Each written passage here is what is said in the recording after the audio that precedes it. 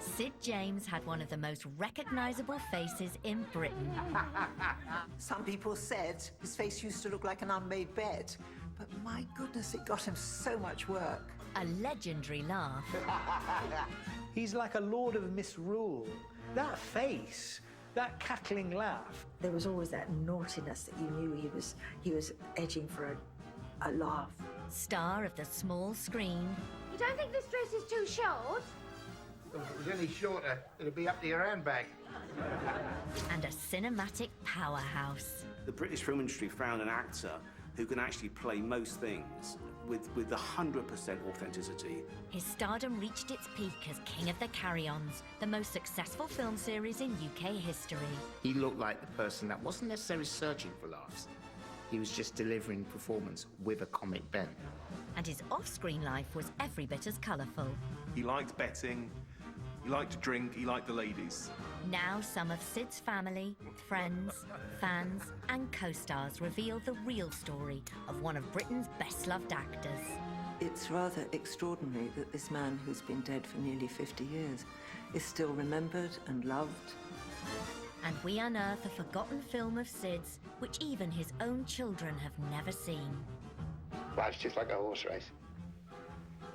3 to 1, eh? As we get to know Sid James, Britain's most lovable rogue.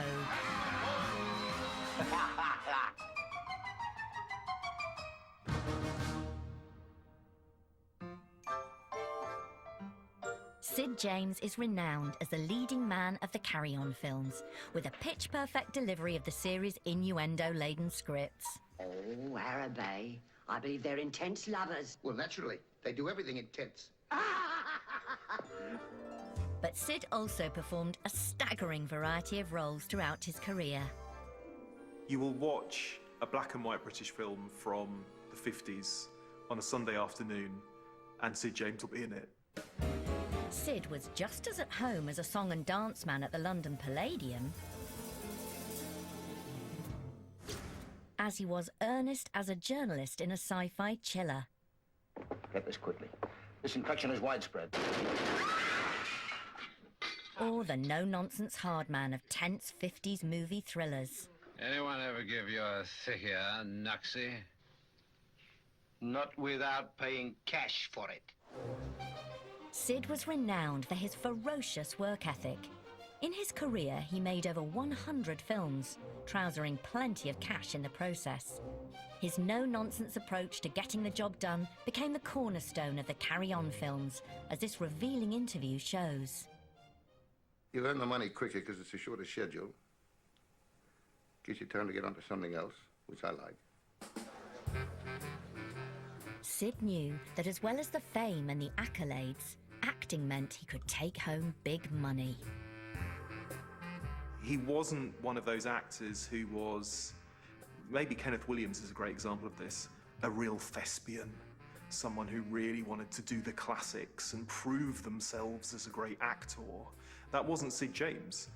He chose acting because he loved it, but he just wanted to do the work. Sid's versatility meant that he could turn his hand to almost any kind of role, working hard so he could play hard, even if a job filled him with terror, as when he played a circus performer in this dazzling Hollywood spectacle. Trapeze, the wonder show of the world, with the wonder cast of the world.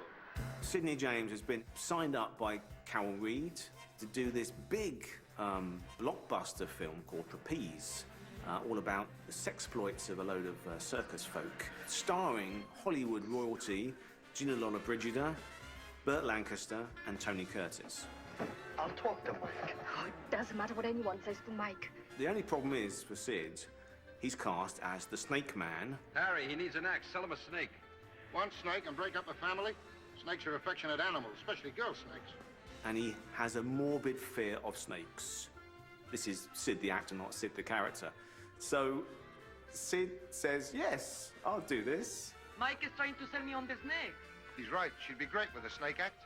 He did spend a lot of time beforehand surrounded by snakes, getting used to being with snakes, not enjoying it, but knowing that it was critical for the role. He really put the hours in to create that character and to make that character authentic.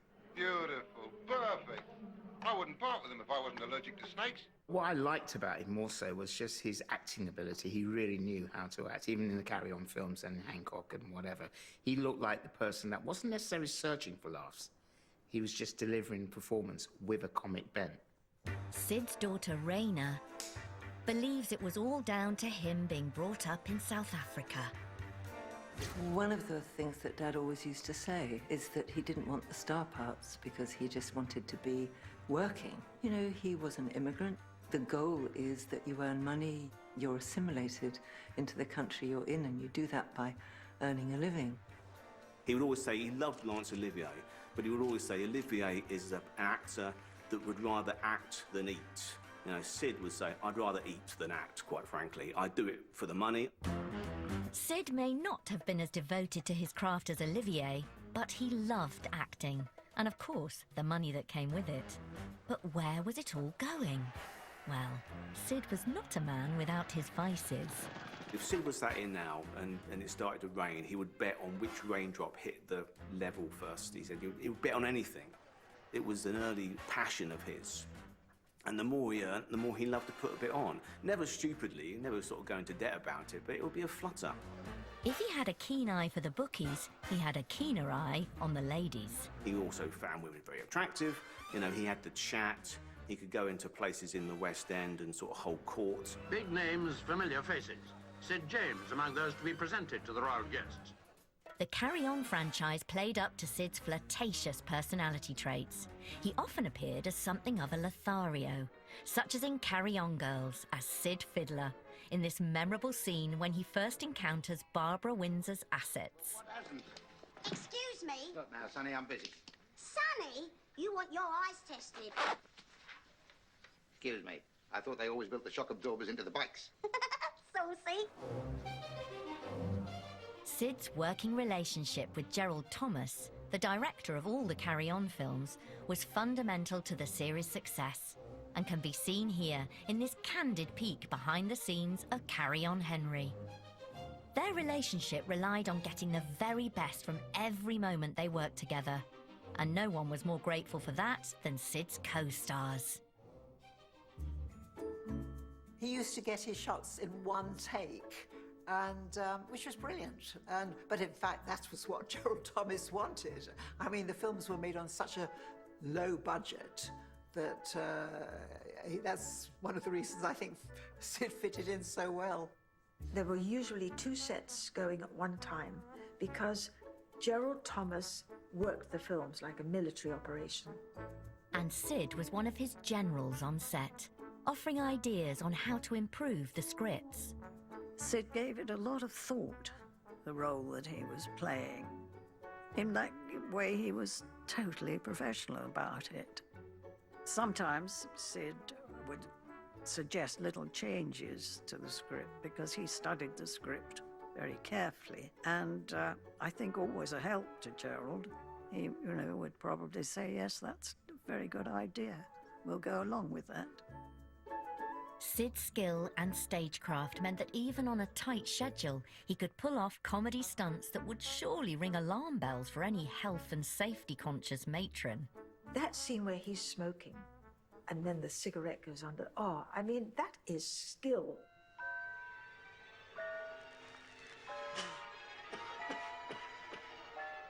How he didn't burn up the whole place, I don't know. Sid honed his performance skills from a young age. He was one of those kids who was sort of born in a hat box.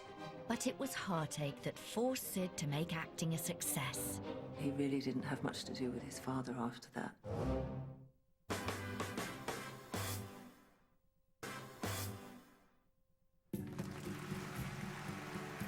Most of us believed in Sid James, the pure Cockney. But the truth is, he came into the world in South Africa as Solomon Joel Cohen, the second child of Jewish parents Lou and Raina, who were travelling performers. Dad was born in May 1913, and by November 1913, they were in Bombay, where they were at the Alcazar Cinema Deluxe, which was one of the cutting-edge Indian cinema theatres. Then in 1917, when he's 4, They have a 2-year tour during World War I of Australia and New Zealand. Sid enjoyed an unusual childhood, travelling from theatre to theatre. He was one of those kids who was sort of born in a hat box and, was brought up in dressing rooms. Rayner's stepbrother and sister, Sue and Steve, also have fond memories of the stories their dad told them about his formative years. Grandma Rayner took him around in his crib at the side of the stage when he was very, very little. Apparently Grandma and Grandpa Rayner and was it Louis? Louis. Yeah, they'd run off side of the stage if he started to cry and wobble the crib around, so he stopped crying and then they'd run back on stage. The young Sid was soon roped in to appear alongside his parents on stage. There is a story of Dad coming off when he was a little boy and his father saying, when you're taking a call, smile. And Dad said, I was smiling. And his father said, well, smile more, you bugger, smile like you mean it. That early grounding in stagecraft would go on to make Sid one of the most versatile actors of his age, as well as giving him his intense professionalism. He was one of those actors from vaudeville who put in the hours, who did the training. It was a slog to get where he got. But by the time he got there, he had so much experience and so many different fields. In 1922, Sid's joy at being a child star in music hall was shattered when his parents divorced. He really didn't have much to do with his father after that.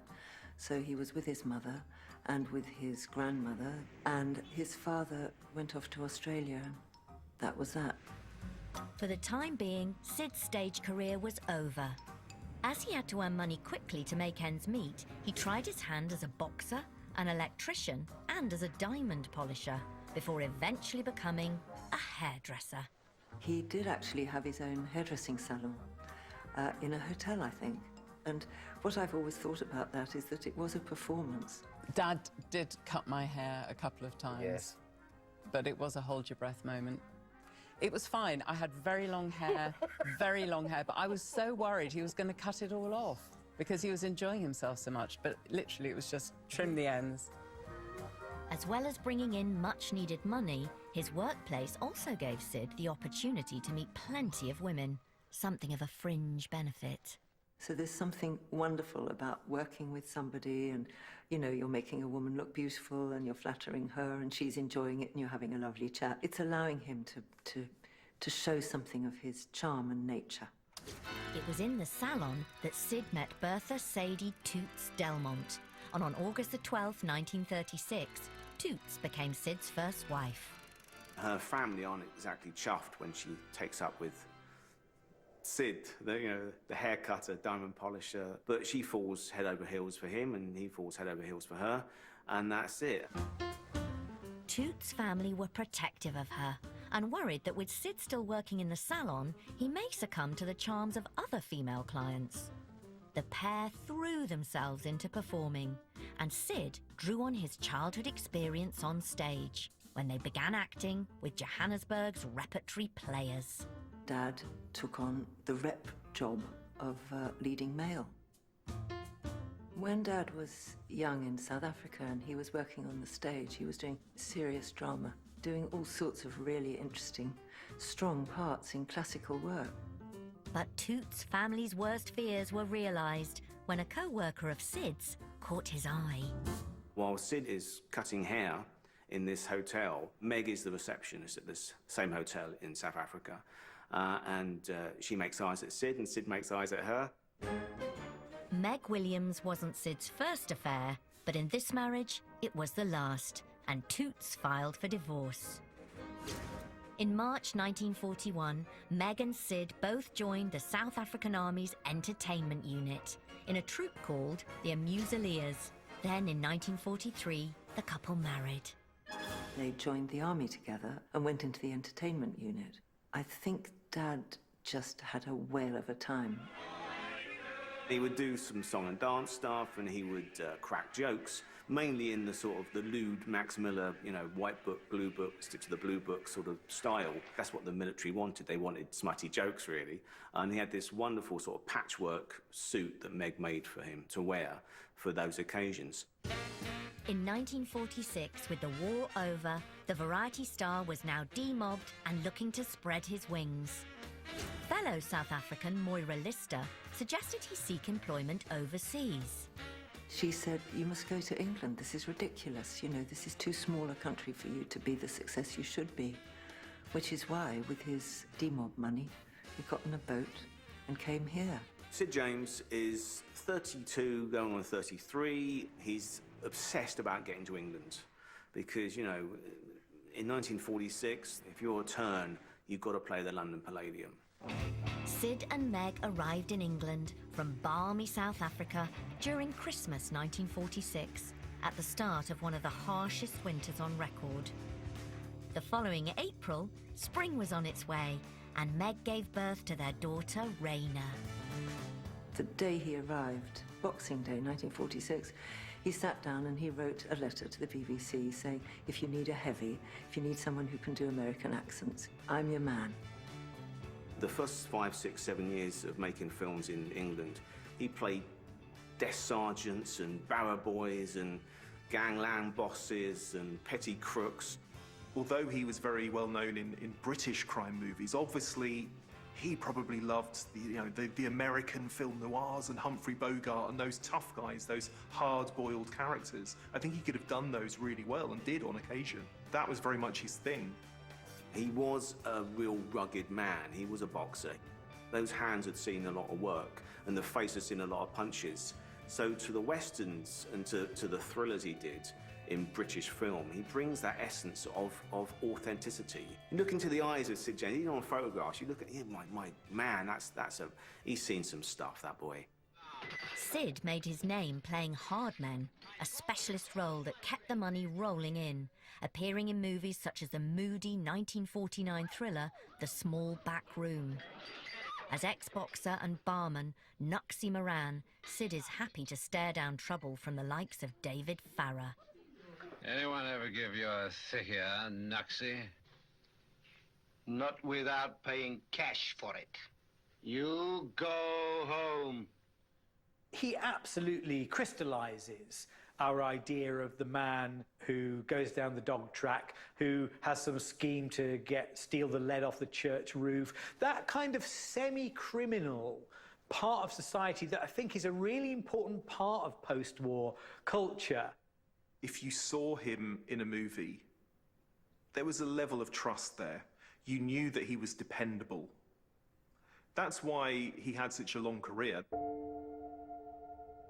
While Sid was enjoying his life as the nation's favourite on-screen hard man, Meg was finding her new life hard to adjust to. Mum was at home looking after me, and she was drinking too much, and Dad was away all the time working, and I think it became an enormously stressful situation between them. And in the end, they separated when I was 3. Sid's divorce from his second wife at the age of 39 was another chapter in the love life of a man who was known for his wandering eye. By the 1950s, he perfected a Cockney accent, which along with his natural charisma meant female attention was never far away.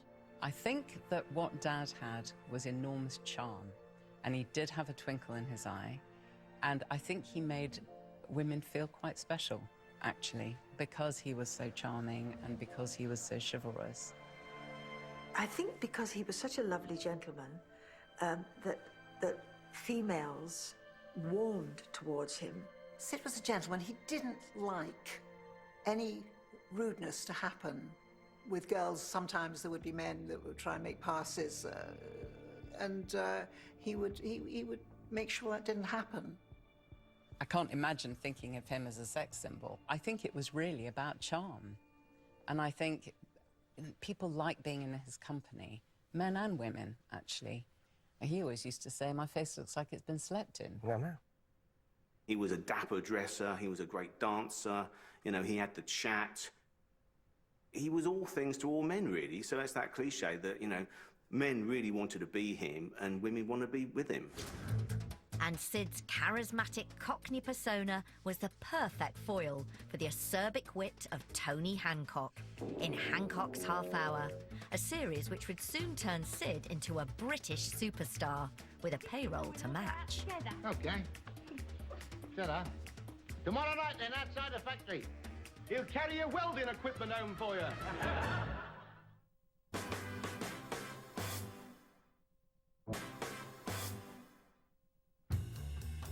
By the 1950s, the money was rolling in for Sid, with a string of films and TV appearances, which helped pay for one of his favourite vices, gambling. No wonder Sid James looked pleased. He backed a winner on the strength of its name, Brother James. He enjoyed having a bet on whatever there was to bet on, whether it was running a poker school while they were shooting carry-ons, and he was a good card player, or whether it was his Saturday release of watching the racing on telly and having a bet. And if you happened to be standing to his right about, giving him a cup of tea or something, he'd say, "Don't move." We had to stand in the same place, because that was lucky, while the next race came on, just in case standing in that place in that moment was what brought him luck for that race. Yeah, and then they're coming towards the end, he'd be shouting, wouldn't he? Oh, yes, he'd really shout the horse. Yeah, he would shout the horse. Yeah.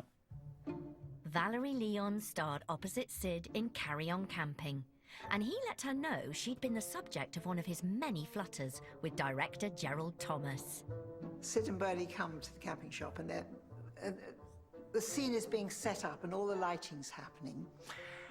And Sid turned to me and he said, "I knew it." And I thought, he knew what? And he said, "I knew they'd have you back.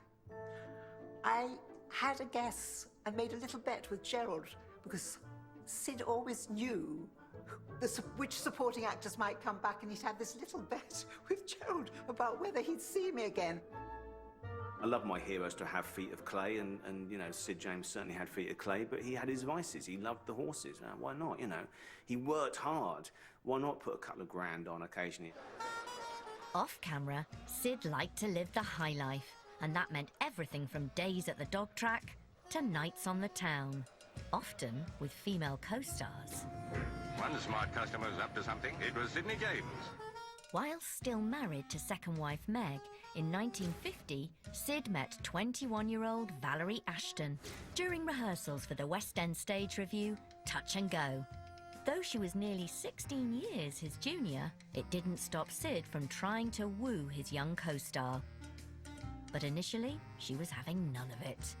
Valerie was quite happy with her lot, just doing the show and not wanting to get involved with anybody. But eventually, with that great charm and charisma that Sid had in spades, he sort of wore her down. Once she actually, you know, saw him away from the West End, she saw the real Sid. I mean, you know, they had 24 years together. I mean, Valerie would always call it, they shared the same skin. That was her phrase, which I think is beautiful, that they were so close, that they were best friends, and they were so compatible in every single way. Sid had finally found what he believed to be his soulmate. So in 1952, Valerie and Sid married, just 4 days after his divorce from Meg was announced. The pair went on to have 2 children together, Steve and Sue. Even though Raina, his daughter from his marriage to Meg, no longer lived with her dad, he wanted to keep her involved in everything that he did.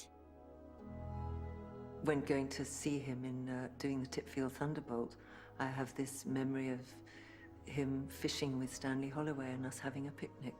It's my only memory of that, but it's a nice one. I had this extraordinary dad who was superhuman to a small girl, who was on the screen, who was on the stage, who was eventually on the telly all the time. And it wasn't just Raina who thought her dad was something special, because in the early 50s, Sid's career was going from strength to strength. In 1951, he had found himself starring alongside acting royalty. At the time, Alec Guinness was fast becoming the darling of British theatre and screen, and his role as Henry Holland in the film The Lavender Hill Mob would go on to see him nominated for an Oscar. Sid, meanwhile, played yet another hard man, but this time with a twist. He was still a criminal in that, but it was bringing more comedy into it. It was more of a caper, really. And I guess it started a bit of a fad for those films. There were lots of British crime capers of that era, many of which featured Sid James. This marked a turn in the way that directors and producers viewed Sid James. They realised that he could play more than just the mobster he'd become known for. The director, Charles Crichton, cast him because A, he was always on time and knew his lines and he was brilliant, and B, he played all these sort of petty crooks and dodgy characters of the East End. That character of Lackery, oh man, that scene, I mean, it's perfect. It's just, you know, you've got Alec Guinness and Stanley Holloway plotting this perfect crime, and they basically trap Sid, breaking into this safe, and he gets his sandwiches out. It's a petty crook, but in that moment, you get a whole backstory. It's not even written. It's just all in the face and in the eyes. Name of Lackery Wood, otherwise known as Soda Steve, the Wandsworth boy. 2 convictions for housebreaking, 1 for larceny of the person, total 18 months only and 10 years' work. There are some cuttings if you'd like to see them. So he's got these little newspaper cuttings of like his court appearances or jobs that he's done and got away with that he presents in a way that an actor might like produce reviews. And then he discovers that he and the Alfie Bass character have a crime in common. Kept on me Jack Jones ever since Nobby Curtis got me down for that job at Bellamy's. Bellamy's in Bromley? That's right, last June, 12 pound. I was casing that joint the night you got pinched. So what you've got is this really interesting and rich, fanciful portrait of an East End criminal community who have like this sort of strange kind of gentility about them. And that sort of, the delicacy of that is something that the Carry On films didn't really offer. That comedy bank robber proved to be a landmark role for Sid. In 1954, comedy writers Ray Galton and Alan Simpson were casting a foil to play against Tony Hancock in a new radio series for the BBC. And on a trip to the cinema, they saw their new star right up there on the silver screen. Galton and Simpson went into a cinema because they were too early for an appointment somewhere and saw the Lavender Hill Mob, and they both said, "That's your man." So Dad got the job. And Hancock's Half Hour took all those petty crooks and vagabonds and chucked it into a comedy show as this wonderful contrast with Hancock. So that was the comedy career. The first episode of Hancock's Half Hour aired on the BBC's Light programme on the 2nd of November 1954. Still regarded as one of the greatest sitcoms of all time, it was so successful that just 18 months after its radio debut, it transferred to TV. It regularly pulled in 20 million viewers, all looking at Sid. Hancock was so important at that time, and the beginning music, you know, the da-da-da-da-da, and people would gather to listen to Hancock. Galton and Simpson devised Sid's character, a down-to-earth Cockney geezer, as a foil for the more flamboyant ambitions of his leading man, Tony Hancock. Sid's Lothario persona was sometimes written into his on-screen character. Well, I'll see you tomorrow night, then. Well, only if you're by yourself. Get him and we'll all go out together. Okay. Ta-da. Tomorrow night, then, outside the factory. He'll carry your welding equipment home for you. He's a lovable rogue, and I think most people love lovable rogues. And he's certainly that character that you know, if I was a girl, Mum would say, "Don't get out with him." He's, you know, so, and those characters are really attractive, and so I liked him because of that, and he was so different. I've seen every single episode of Hancock and listened to every single radio episode, and they don't date. So they're still as funny as they were. Dad was very nervous with the radio, but not nervous with the television, whereas Hancock was the opposite way round. Hancock was very nervous in front of the camera, but not in front of radio. So he just adapted, because he was professional and because his parents were also in the business. He just knew that it was in the DNA, you know. He just knew what he had to do. Those scripts are really tight, you know, they're really well written and very funny. And for some reason, I always felt that Hancock just wanted to just climb into the camera and get off that scene, whereas Sid just played it naturally. Hancock's half hour, I think, in a way, clarified Sid James's talent and his place in the ecosystem and the kind of comic identities that he would become associated with. Those early Hancocks are quite broad and odd. There's an element of surrealism in them sometimes. There are things that character does that are just impossible. This dream sequence is an example of that surrealism. Sid and Tony are transferred from their usual humdrum suburban home onto the set of a Hollywood movie. There's a flashback or a sort of dream sequence where Sid is dressed up really dapperly and he dances beautifully without any sort of comedy at all. He can really dance. People forget that Tony Hancock was the biggest comedy star in the country, without a doubt. His show would empty pubs when it was shown on television. Hancock's half hour was life-changing for Sid James, without a doubt. It opened the doors to light entertainment. By 1960, they had been working together for 6 years, and the role had made Sid a household name. However, trouble was brewing in Paradise. Tony Hancock wasn't keen on being part of a double act. People did place them together like a couple. I think that's what drove Hancock mad, that he wanted to be seen separately. He didn't want to be part of a Morecambe and Wise type duo, you know. What was really happening is that what Sid did, which in the first instance was rather simple and flat, actually began to be as sophisticated and complex as what Hancock was doing. And they were growing together. And I think in a way that's why Hancock cut him loose, because Sid wasn't just a foil to him, and they weren't just fixed together in this relationship. Tony Hancock letting Sid go, you know, was a gift, really, because it made, well, certainly from our point of view as a viewer, you know, I got to enjoy him developing and flowering and, you know, and other really wonderful comic performances. Sid was disappointed when Hancock ended their working relationship. Would his income now be in jeopardy? Sidney James is starting his own series very shortly. I think it's a mistake, frankly. I don't think it'll get anywhere without me. But the truth is, Sid's rising popularity showed no signs of stopping there. I mean, how successful it was, and all done so cheaply as well.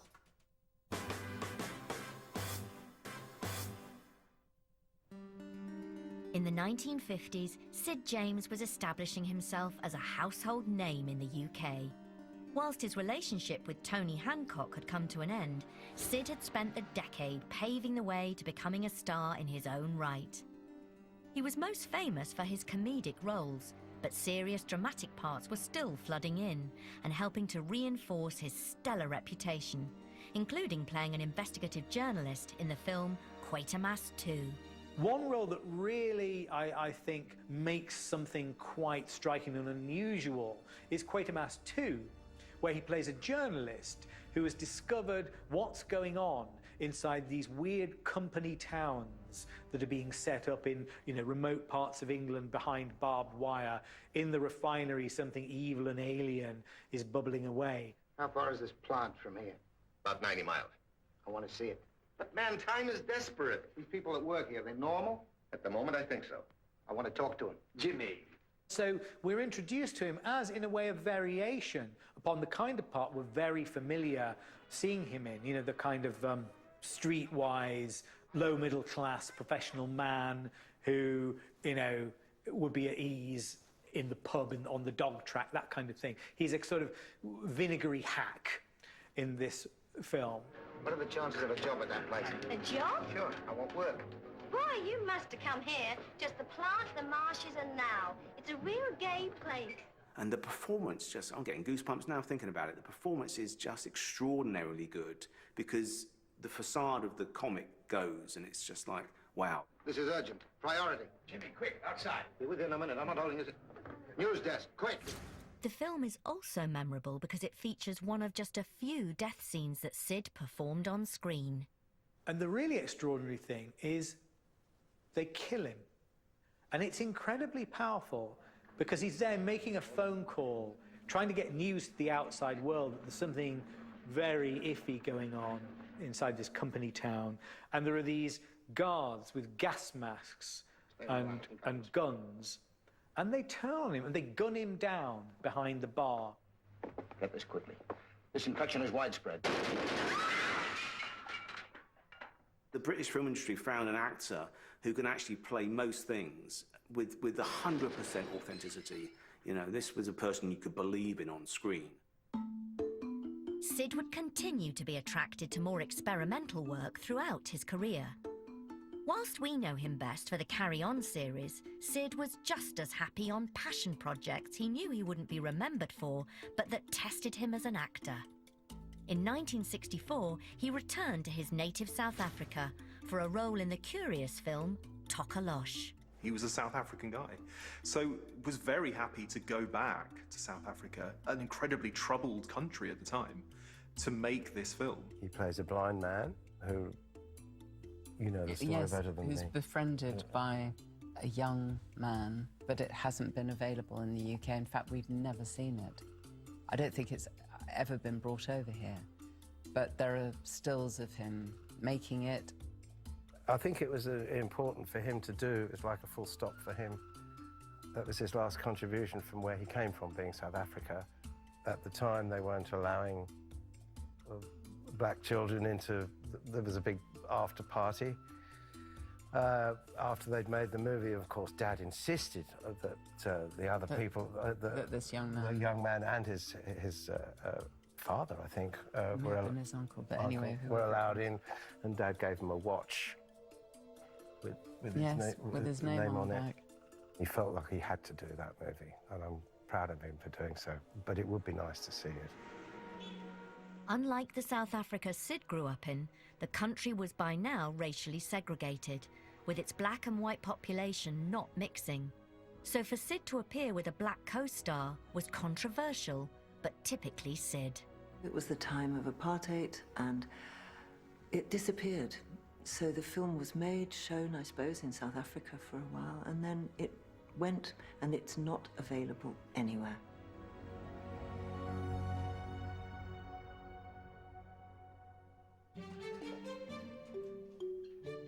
Sid's family have never seen the film, but today, Raina is about to watch her father's performance for the very first time.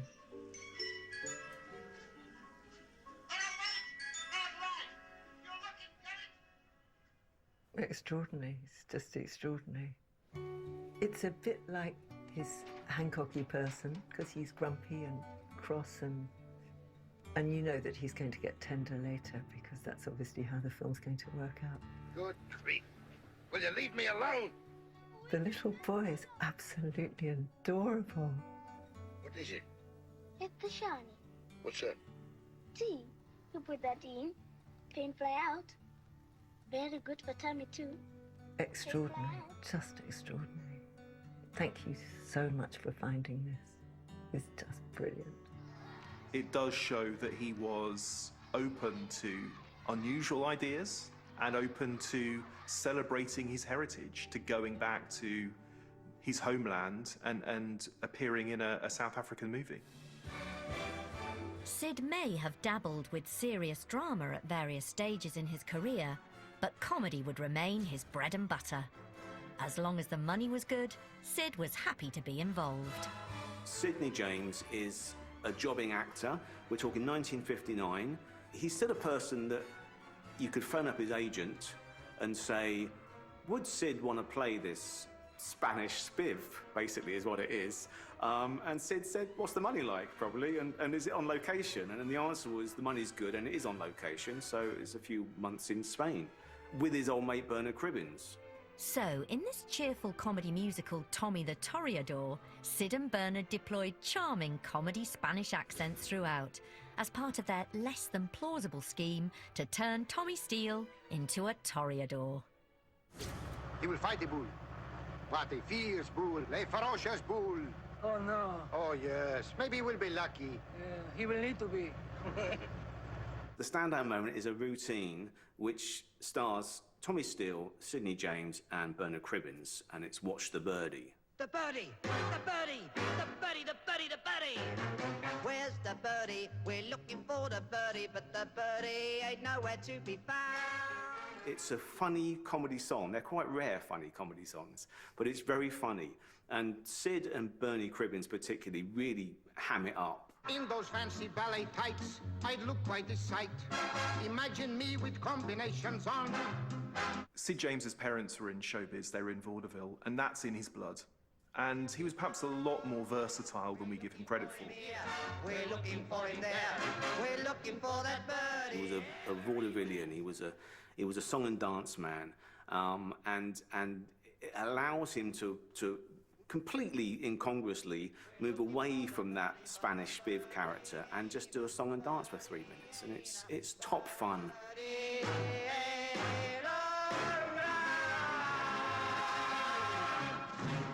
Watch the birdie. The same year as filming Tommy the Toreador, Sid made his first appearance in a film series that would turn into the role of a lifetime, and a nice little earner to boot. The Carry On films would turn him into a British icon, with his rugged features, dirty laugh, and penchant for risque jokes remaining in the public conscience for years to come. It's awfully sweet of you to help us like this. Oh, it's nothing. It's a pleasure, isn't it, Ben? Oh, yeah. Especially when you're as well equipped as you are. I think when Peter Rogers and Gerald Thomas made the first film, Carry On Sergeant, and it was so successful, and he just sort of used the same format but changed the subject matter, like into hospitals, into anywhere that you could possibly think of. And it worked. And I mean, how successful it was. And all done so cheaply as well. Sid's first role was in Carry On Constable. His trademark cackle and toothy grin soon became the best-known hallmarks of the series, along with its seaside postcard humour. Thanks, Ruby. Thank goodness Mills has gone off this afternoon. What do you mean this afternoon? He's been off for months.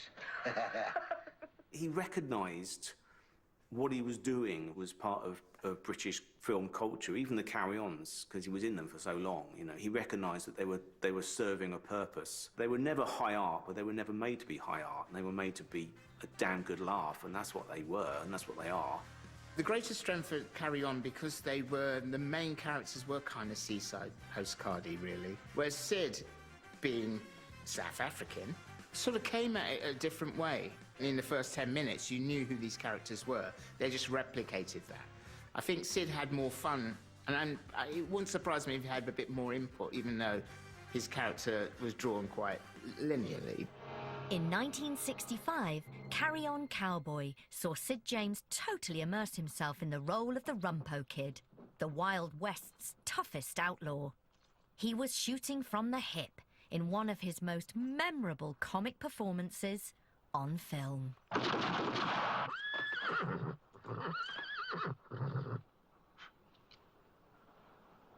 I wonder what they wanted.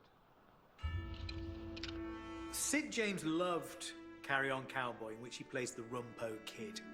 And I think it's clear why that was the case, because this is a really well-constructed character. It's not just a series of comic scenes. There's a line with this character. He's also a source of power and menace. And what Sid brings to it is, in a way, a kind of echo of some of the parts that he'd done in his previous life. Leave the bottle. No, I say, I can't have that.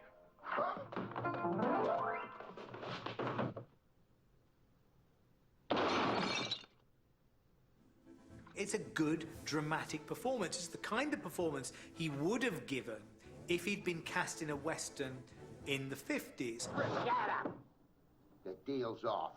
I'll take care of him myself. I'll fill him so full of holes they'll use him for straining cabbage. Actually, his American accent, certainly in Carry On Cowboy, is really good. He loved playing the Rumpo Kid. That was one of his favourite roles. Because he had the chance to do the accent, because he had the chance to ride a horse and be a cowboy. That's like every boy's dream back then. He loved playing the hard nut. You know? he did like playing He the did hard like, nut, and the quasi-American accent, he really enjoyed that. He had fun making that movie. And he loved playing with the gunslinging. It was the only time I remember him coming home in full costume. He also loved Kate, the white horse that he rode. He had a real affinity with Kate. As the Carry On films progressed through the 60s, Sid's screen persona started to alter and take on naughtier overtones, even in simple moments like this. What Sid, I think, stands for in those 60s films is like sexual desire with no place to go. And it's like the middle-aged married man's envy of the younger man. But behind the scenes, fellow cast members recalled that he was a kindly father figure. Sid James, when I met him in the Pinewood Studios, was a very big star on television, radio, many black and white films. So I kind of knew this wonderful, lugubrious face that was friendly, plus I was very nervous. And I knew he was watching me in a very sweet and tender way, like, here's the new girl, you know. With his characteristic self-effacing humour, Sid would make light of welcoming any new cast. I always feel sorry for a newcomer because he feels strange, because it is really like coming into somebody's family. But we've never, ever had any trouble with newcomers, really, because we just belt them. I remember on Carry On Girls, on set, at one point, some of the bigwigs from upstairs who maybe had a piece of the film or whatever came down, and they were chatting up someone that was on set, and you could see she was quite embarrassed. I think it was her only film she'd been in, was Girls, and Sid saw this happening, and he went over and he told the man to, you know, get off, so to speak. And the fact that people think he was a lech is totally untrue. The fact that he played leches and did it so well is one thing, but to actually have that association, it was quite incorrect. Sid drew on his lifetime of theatre skills in an attempt to enhance what many thought was just bawdy humour. In this rare and fascinating behind-the-scenes footage, Sid's performance as Henry VIII also allowed him to demonstrate his fine dance moves opposite co-star Barbara Windsor. When quizzed about his on- and off-screen persona by a local TV reporter, Sid gave a typically candid response. But you're the eternal dirty old man in these films, aren't you? I'm the eternal dirty old man, that's it, you know. Is that good typecasting? No, not really. Not really. I'm a car salesman by nature, a jockey by profession, and as far as the birds go, oh, blimey. The reason why we're still watching Sid James's Henry VIII, for instance, in Carry On Henry, is because he's not like Lawton's Henry VIII, who gets everything he wants and tosses those wives aside like chicken drumsticks. Instead, he's fooled, isn't he? He goes off into the garden, and Barbara Windsor places two marrows in his outstretched hands. So he's a figure of desire frustrated. What have I done? You little devil, you!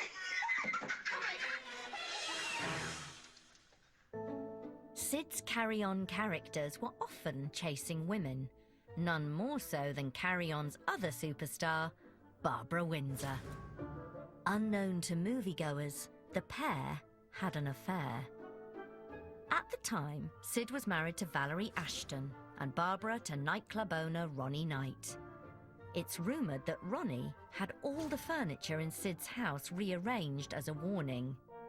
Sid and Barbara ended their affair in 1974. Barbara Windsor was lovely and I think genuinely cared for Sid, both as a friend and more than a friend. And she's quoted in the Carry On book in 1977 as basically saying, this is the year after Sid died, of course, he was my best friend, and in this business that's really hard to find, and you know, he was very parental and he looked after me. On the set of Carry On Girls, it's true, you know, he was a real gentleman. But during his carry-on career, Sid's hectic work and life schedule eventually caught up with him, with significant consequences. Life changed. Life changed quite a lot. After the first heart attack.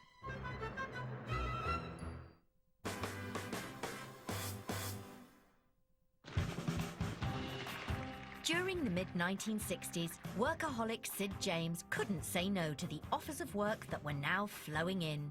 He was busy as a star turn of the carry-on films, always ready to drop a cheeky wisecrack. Think there must be some way we can get rid of it. I have a poisonous ass. Oh, I wouldn't say that. As well as on the big screen, Sid was also in the nation's living rooms as a raffish layabout chauffeur in ITV's weekly sitcom George and the Dragon, frustrating the plans of Peggy Mount. The kitchen tap needs a new washer, the sink's banged up, and I want 2 new shelves put up the pantry. What would you like me to do after lunch? And on top of that, he was booked to spend the summer season in Blackpool, judging beauty contests and starring in the comedy play Wedding Fever. He would throw himself into anything. And he got his hands dirty. He didn't mind hard work. He would dig for diamonds, or he would, you know, do the boxing or whatever to get himself through life. And that sort of mentality to take on work never left him, really. Even when he was very secure, let's say late 60s, early 70s, when, you know, he was very comfortably off and the family were very comfortable, he would still try and do 2 carry-on films a year if he could. He'd still tour the country. That's crucifying for a man in their 20s, never mind, you know, when Sid was doing it towards the end of his days in his 60s. But in May 1967, it all took its toll, and Sid suffered a heart attack. Life changed. Life changed a quite a lot.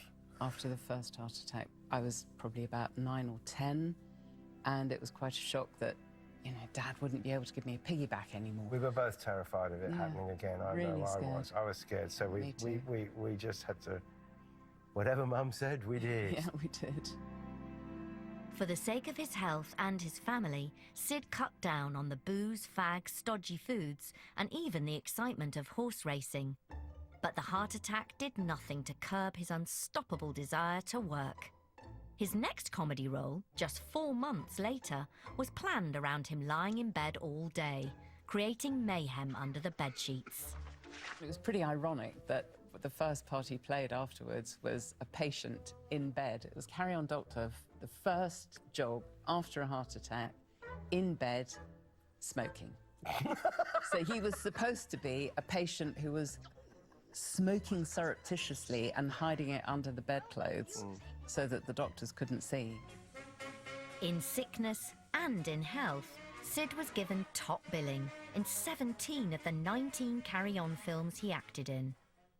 As with Hancock's Half Hour, he often played roles that reflected his down-to-earth life experience. His characters were often called Sid too. From Sir Sidney Rough Diamond in the hilarious historical romp Carry On Up the Khyber, and may his radiance light up your life. And up yours. to Sid Boggle in Carry On Camping, forever doomed to erectile dysfunction of the canvas variety.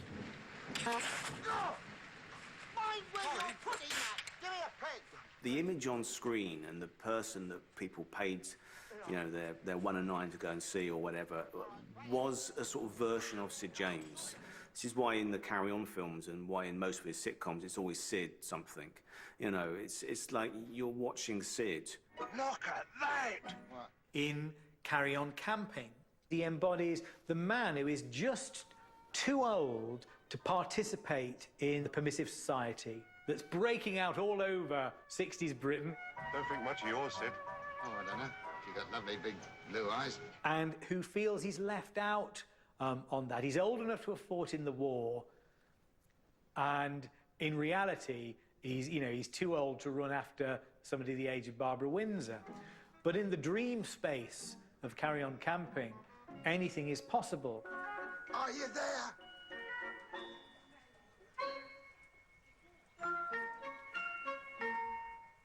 Get out of here, quick. It's laugh out loud hilarious from start to finish. And there's no real plot to it. I always say this. There's no plot to Carry On Camping. It's so episodic.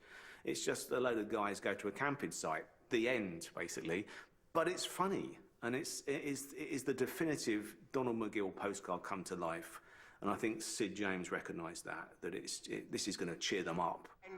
And this infamous moment involving Sid and Barbara has gone down in cinema history as one of the Carry-On's most cherished saucy postcard stunts. And flee!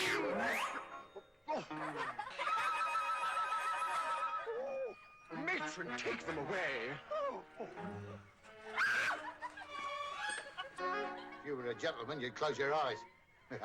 It would seem foolish to disapprove too much of Sid James because he seems to represent something slightly older than all of the debates that we might have about characters like that. He's a sort of anarchic force. He's like a lord of misrule. That face, that cackling laugh, there's something demonic about him. You know, what a shame he didn't make a kind of a pastoral horror film. As the Carry-On films progressed, Sid's on-screen character changed to reflect his true nature, going from a weather-beaten Lothario to more of a fatherly figure. Oh, now, come on, that's enough of that. Here, look at all the smudges you've put in on there. The boundaries between Sid's on- and off-screen persona were also becoming increasingly blurred. By that point in his career, for us in the audience at least, there seemed to be a very thin line between the real Sid James and the Sid James that we saw on the big screen. It felt like he was just playing himself. He was called Sid, he liked betting, he liked to drink, he liked the ladies. That just seemed like the real Sid James. In a hilarious and memorable scene from 1971's Carry On at Your Convenience, Sid's love of gambling became a storyline, as his character was given horse racing tips by his budgie. Silver plate? Pollyanna? What did it? Yes. Do you realise he picked the winner of every single race yesterday? The budgerigar that he thought was giving him tips. And actually, I suspect that wasn't a million miles from the truth. He must have seen the results in the paper. That's it. What are you talking about? He can't read, can he? Well, how do you know? You didn't even know how they made love. Well, he's getting information somewhere, that's for sure. Where are you getting it? You can see that he's having fun with it, you know. It was very well It's one of my favourite sketches, and that one. And the Hattie Jakes is just, It's her just timing perfect. is brilliant. P with the third. P with the third? He's never even been placed. You must be out of your tiny mind. In Sid's next big role as the put-upon father in Bless This House, he would happily take one for the team. It led to him becoming a hit on the small screen yet again. People could identify with it. That's what happens at home. Poor old Sid.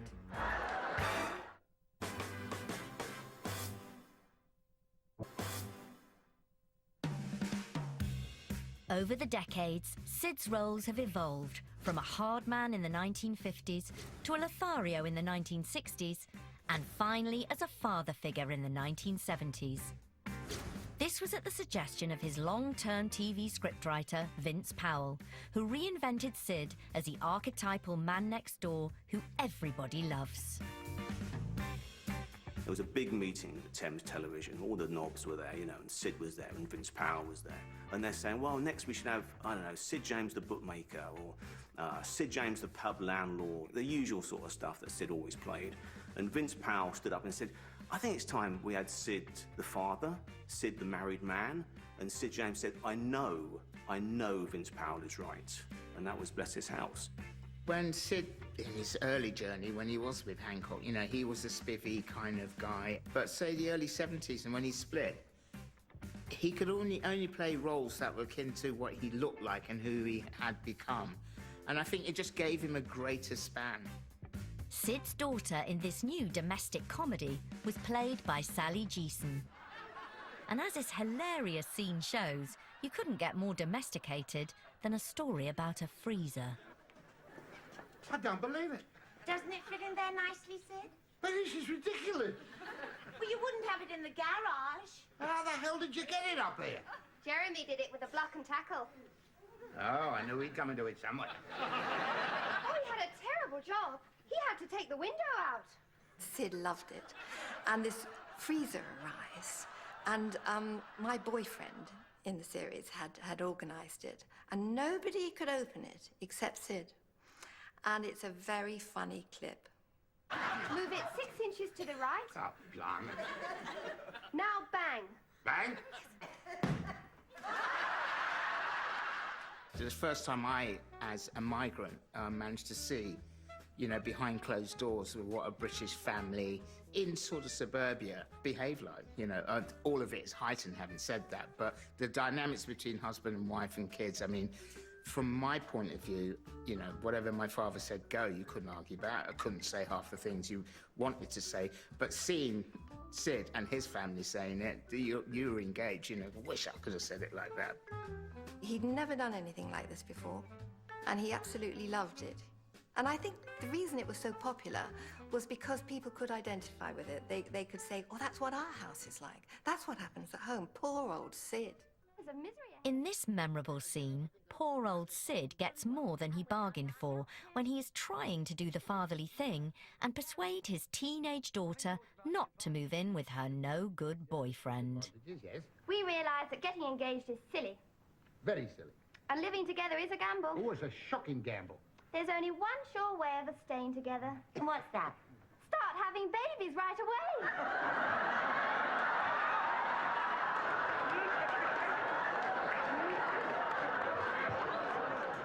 The Sid who we see in the 70s is the patriarch with grown-up children who has rather, you know, lost those impulses. He's not kind of thwawing at anybody anymore. In fact, he's a rather put-upon sort of character.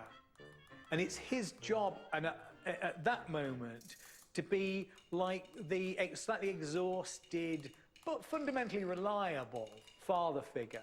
Bless His House was enormously popular. It really was. The public absolutely loved it. It was #1 in the ratings, and we were very proud of that. We never imagined it would be so popular. We never imagined it would go on for as long as it did.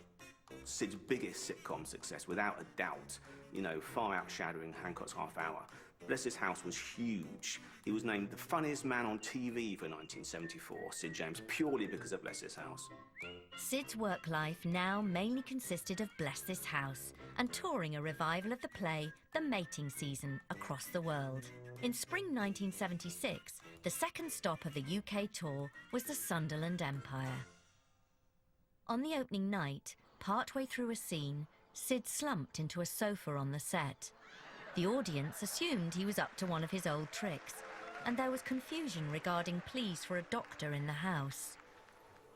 But in reality, Sid was suffering a second massive heart attack. His wife Valerie rushed to his side, and an ambulance came soon after, but he was pronounced dead on arrival in hospital. He was 62. I put on the 9 o'clock news, and I think it was Kenneth Kendall who said, very slowly, and it's so strange how time just elasticated out, and Sidney James has collapsed and died on stage at the Sunderland Empire. Oh, even now, gives me goosepimples. And, yeah, that was how I found out. It was because he died on stage, because he died making people laugh. Everyone thought it was a joke. As one always does in those situations, I wish I'd been able to talk to him more. You know, the price of him being in the public eye, too, is the way it was all released. Newspapers, TV, radio. All I did the next day was just hear it everywhere. I mean, I saw it on the front of someone's paper. Yeah. That's how I found out. Which is going to work, because we didn't have mobile phones. The genuine sadness of the general public was monumental. He was loved. He was very loved. And he brought a smile to people. More than 20 years after Sid's death, the dramatist Terry Johnson was inspired to write a play about his love affair with Barbara Windsor. I was at the first night of that play, Cleo Camping, Emmanuel and Dick, at the National Theatre. The National Theatre, you know, it was Terry Johnson. It was a big deal. I went to see the play at the National Theatre, and I'm sobbing into my handkerchief because my feeling is I want to jump on the stage and give Dad a hug. It isn't Dad, it's someone else. Sid James was a talented and versatile actor who seemed to play every role, whether it was comedy, drama, or musical, with an effortless ease. Sid may be gone, but neither he nor his laugh will be forgotten. It's not as if she'd got a ring on her finger, you know. She hasn't got one through her nose either. Oh, come on, let's get going. To sit and watch that crinkled face sort of beam and the eyes sort of, you know, crinkle and wrinkle and that laugh and just that whole persona. You know, if you're in Sid's company, even if it's just via a TV screen, you're in good company. Dad's appeal lies partly in the fact that he's the bloke next door, that he is the man in Bless This House. When I do these conventions and see the audiences, there is a huge wave of fondness when Sid comes on the screen. You know, Sid's laugh, his naughty laugh, his dirty laugh, I mean, it was wonderful. It was a characteristic that he had, and one that everybody remembers. If you were a gentleman, you'd close your eyes. There's a ruggedness and dependability about Sid James that will never fade. The British Empire may have gone, but Sid James carries on. But how incredible that all these years on, with young people who weren't even born when he died, are enormous fans. And he's making them laugh, and they can appreciate his talent and the fact that he entertains them. What a legacy.